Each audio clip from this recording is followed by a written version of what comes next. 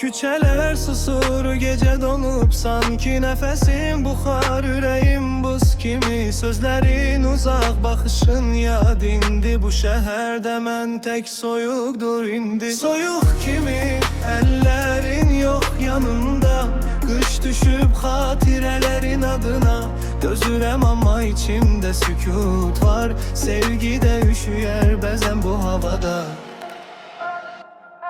Adımlar sessiz, zaman ağır gedir. Geçmiş arkamca, yavaş yavaş gelir. Yüreğim danışmır, sadece döyünür. Bu soyukta hisler de gizlenir. Adımlar sessiz, zaman ağır gedir. Geçmiş arkamca, yavaş yavaş gelir. Yüreğim danışmır, sadece döyünür. Bu soyukta hisler de gizlenir.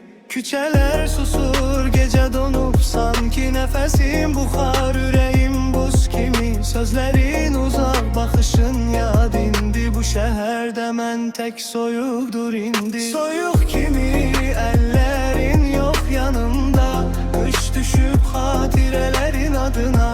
Özürəm ama içimde sükut var. Sevgide üşüyer bezem bu havada.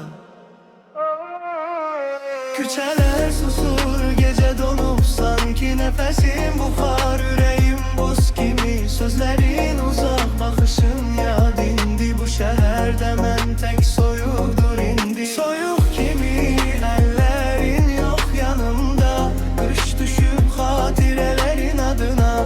Özürəm ama içimde sükut var. Sevgide üşüyer bezem bu havada. Küçələr susur, gece donup sanki nefesim buxar, yüreğim buz kimi. Sözlerin uzak, bakışın yad indi. Bu şehirde mən tek soyuqdur indi. Soyuq kimi, ellerin yok yanımda. Kış düşüp hatirelerin adına. Dözürəm ama içimde sükut var. Sevgide üşüyer bezem bu havada. Adımlar sessiz, zaman ağır gedir. Geçmiş arkamca, yavaş yavaş gelir. Yüreğim danışmır, sadece döyünür.